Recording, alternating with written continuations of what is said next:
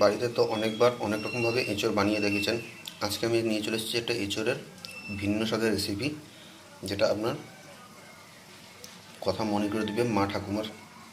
তো আজকে বানিয়ে দেখাবো এঁচোড়ের রেসিপি। তো রেসিপিটি কেমন করে বানাই সম্পূর্ণটা আপনাদের সাথে শেয়ার করব। তো চলুন আজকে ভিডিও এখান থেকে শুরু করতেছি। তো বাই দ্য ওয়ে, আমি সুভাশিস, আপনারা দেখতেছেন ভারতীয় রান্নাঘর চ্যানেল। তো এঁচোড়ের রেসিপিটা করার জন্য এঁচোড়গুলো কিন্তু আমি কেটে নিয়েছি, দেখুন মিডিয়াম সাইজে।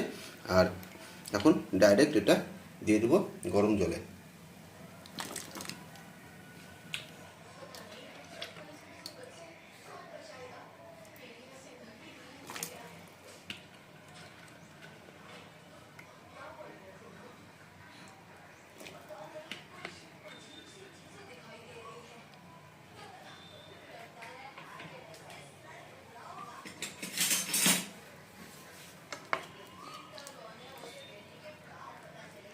আর এঁচোড় দেওয়ার পর আমি উপর থেকে দিয়ে দেবো লবণ,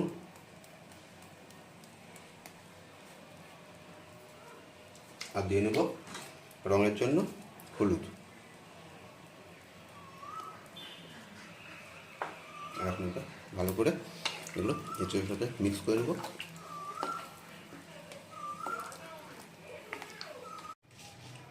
তো আমাদের কাঁঠাল কিন্তু 90% সেদ্ধ হয়ে গেছে। আর এখন আমরা এটা উঠিয়ে নিচ্ছি। আর বাকি 10% কিন্তু পরে সবজি যখন বানাবো তখন হয়ে যাবে। আর আপনারা অবশ্যই 90% সেদ্ধ করে তারপরে উঠিয়ে নেবেন।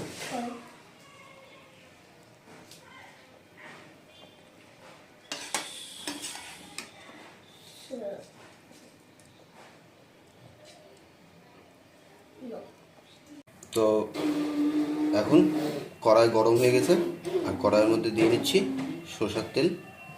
আর সরষের তেলটা গরম হলেই আমি এখানে ছোট সাইজের আলু কেটে রেখেছি, ছোট ছোট করে একটু এই আলুগুলো ভেজে নিব।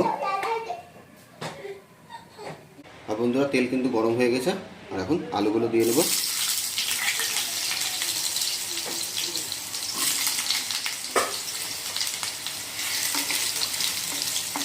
আর আলুগুলো দেওয়ার সাথে সাথেই কিন্তু আমি উপর থেকে আলুতে দিয়ে নেব লবণ,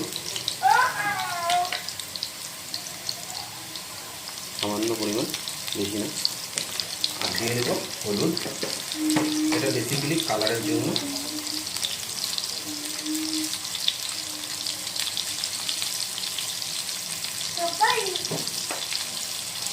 এখন ভালো করে আলুগুলো ভেজে নিতে হবে আমাদের, মোটামুটি যাতে এখানে আলুগুলো 80% সেদ্ধ হয়ে যায়।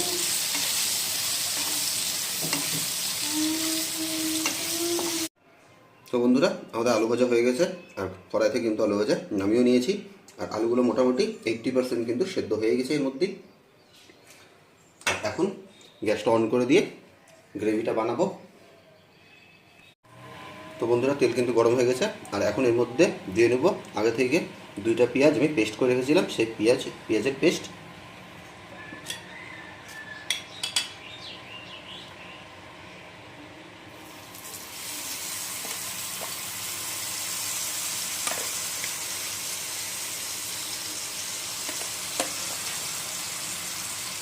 আর পেঁয়াজের পেস্টটা আপনাদের একদম যতক্ষণ পেঁয়াজের ময়েশ্চারটা না চলে যায় ততক্ষণ ভেজে নিতে হবে।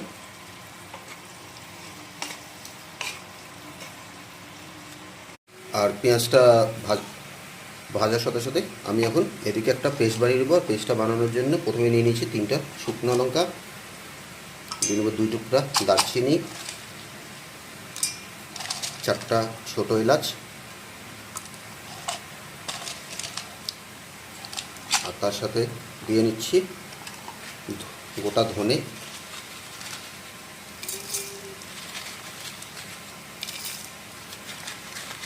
একটু নিজেরা পরিমাণ বুঝে দিয়ে নেবেন। তার সাথে দিয়ে নেব লবঙ্গ 3-4টে, আর দিয়ে নেব শাহি মরিচ। আপনারা শাহি মরিচের জায়গায় গোলমরিচও ব্যবহার করতে পারেন। আর এটা এখন আমি এটা ভালো মিহি পেস্ট করে নেব। আর বন্ধুরা দেখুন, পেঁয়াজটা কিন্তু ময়েশ্চার একদম চলে গেছে, আর পেঁয়াজটা কালারও চেঞ্জ হয়ে গেছে। আর এই সময় আমি দিয়ে নিচ্ছি এখানে আদা, রসুন আর কাঁচা লঙ্কা বাটা।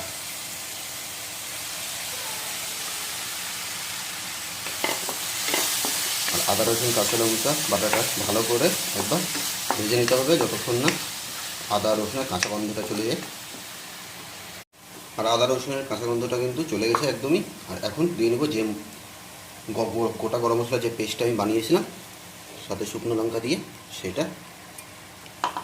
আর এখন এই মশলাটাকেও ভালো করে একবার কষিয়ে নিব যতক্ষণ না তেলটা ছেড়ে দেয়। মশলা ভালো করে কষানো হয়ে গেছে। এখন দিয়ে নেব একটা টমেটো পেস্ট। এটা 2টা মিডিয়াম সাইজের টমেটো আমি পেস্ট করে রেখেছিলাম। টমেটোটা একটু ধৈর্য নিয়ে আপনারা কষাবেন, টমেটোর কাঁচা গন্ধ যেতে অল্প টাইম লাগে। আর এখন উপর থেকে স্বাদটাকে ব্যালেন্স করার জন্য দিয়ে নেব চিনি খুব সামান্য পরিমাণে। আর দেখুন টমেটোটা কিন্তু একদম কষে গেছে ভালো মতো। এখন এর মধ্যে দিয়ে নেব আমরা এঁচড়গুলো।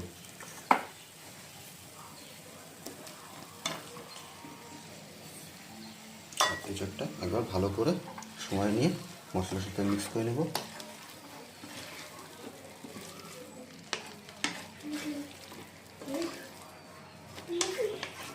আর এখন সময় হয়ে গেছে আলুগুলো দিয়ে নেওয়ার।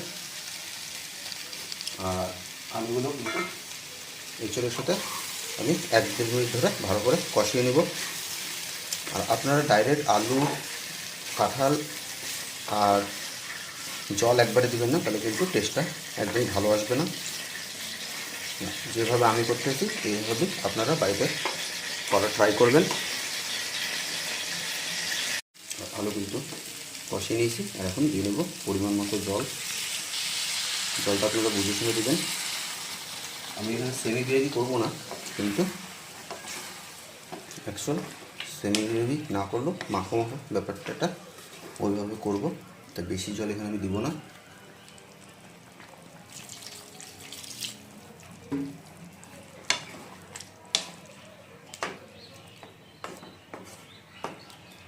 আর এই সময় উপর থেকে দিয়ে নেব স্বাদ মতো লবণ।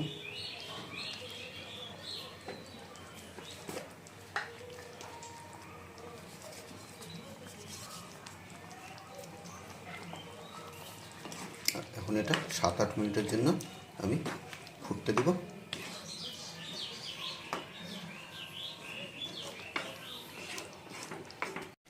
তো আমাদের এঁচড়ের তরকারি কিন্তু একদম রেডি হয়ে গেছে। আর এখন এটা আমি শেষ করব 1 চামচ ঘি দিয়ে। তো বন্ধুরা, আপনারা দেখলেন কত সহজেই আর কত সুন্দরভাবে আমি এঁচড়ের তরকারি বানিয়ে দেখালাম আপনাদের। তো যদি ভিডিওটা আপনাদের ভালো লাগে থাকে তাহলে লাইক, কমেন্ট, শেয়ার অবশ্যই করবেন। আর বন্ধুদের সাথে প্রচুর পরিমাণে শেয়ার করে দেবেন। আর কোনো বন্ধু যদি নতুন চ্যানেলে এসে থাকেন তাহলে সাবস্ক্রাইব করে অবশ্যই আমাদের পাশে থাকবেন। আজকের জন্য টাটা, দেখা হচ্ছে পরবর্তী কোনো ব্লগে। বাই।